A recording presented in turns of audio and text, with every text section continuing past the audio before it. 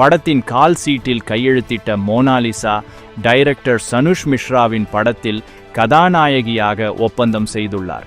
Mona Lisa படத்தில் நடிப்பதற்காக நிபந்தனைகளிட்ட Mona Lisa 10 நாட்களுக்குள் சாதாரண ருத்ராட்ச விற்பனையிலிருந்து படத்தின் கதாநாயகி இந்த காந்த கண்ணழகி மோனாலிசா நடிக்கப் போகும் படம் பற்றிய விவரங்களை பார்ப்போம். கும்பமேளாவில் உலக புகழ்பெற்ற மோனாலிசா தற்போது ஒரு படத்தில் நடிப்பதற்காக ஒப்பந்தம் செய்யப்பட்டுள்ளார்.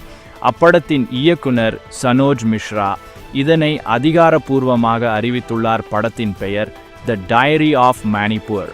இப்படத்தில் மோனாலிசாவின் சம்பளம் பல கோடிகள் என்றும் இந்த படத்தில் நடிப்பதற்காக மோனாலிசா சில நிபந்தனைகள் விதித்திருக்கிறார் என்பதும் தெரிய வந்துள்ளது.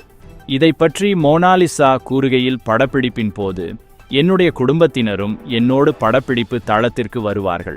அவர்களுக்கு 3 வேளை உணவை மட்டும் தாருங்கள் என்று அன்பு நிபந்தனை விதித்தார். மோனாலிசா பல கோடி ரூபாய் சம்பளத்தில் படத்தில் நடிப்பதற்கான வாய்ப்புகள் கிடைத்திருந்த போதிலும் மற்ற நடிகர்களைப் போல் பந்தா காட்டிக்கொள்ளாமல் எளிமையான இயல்பை கொண்ட அதிகாரப்பூர்வ கதாநாயகி மோனாலிசாவை பற்றிய உங்களது கருத்துக்களை கூறுங்கள்.